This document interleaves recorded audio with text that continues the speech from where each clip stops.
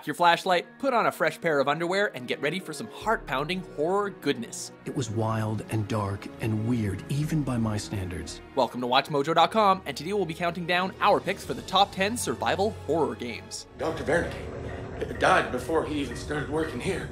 Just our usual rule for this one game per franchise. Number 10, Alan Wake.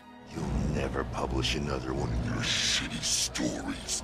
In Alan Wake, players incarnate the game's titular hero, who, after a long bout of writer's block, is suddenly in the clutches of an otherworldly darkness. The game differs from most survival horrors in one main respect. The player must shine light on enemies in order to eventually kill them. This makes the game more challenging because new batteries and recharge time are necessary for the flashlight. Of course, humanoid monsters aren't the only things you need to worry about, as various inanimate objects also come to life and try to kill you. Number 9, Condemned: Criminal Origins. I believe you found Mr. Tibbets. Serial killers abound in this survival horror classic about an FBI agent trying to make it out alive in a city gone mad.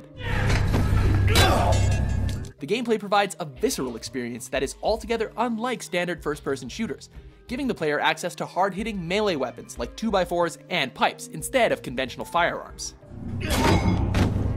This focus on melee, coupled with a gritty and unsettling mood, makes for an experience that will have you on the edge the entire way through.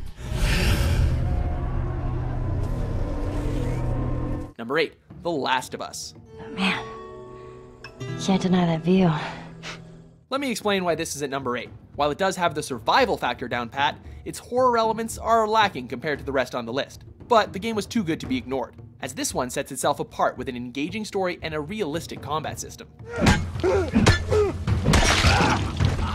Joel and Ellie navigate the devastated wasteland that was once the United States in order to find a possible cure for an outbreak of fungus that turns people into zombies. Memorably horrific moments include the sections where you have to avoid the blind clickers, who do not mess around. Number 7, Eternal Darkness: Sanity's Requiem. Alexandra Roivas is investigating her grandfather's death and stumbles upon an ancient world of magic and horror. My dear Alex, I will always be at your side. In an interesting twist, the player does not solely control the main character, but also plays as a cast of different characters throughout history, related to the main story. The game is also innovative in introducing the sanity meter.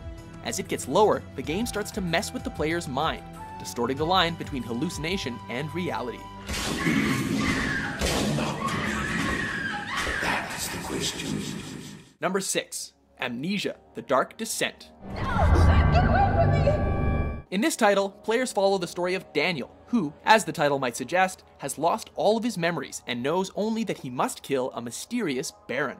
The game isn't your typical survival horror, as the player isn't given any weapons to defend themselves. Instead, while attempting to solve puzzles and find your way through the castle, you're forced to hide under desks and cower in fear as hungry horrors search for you.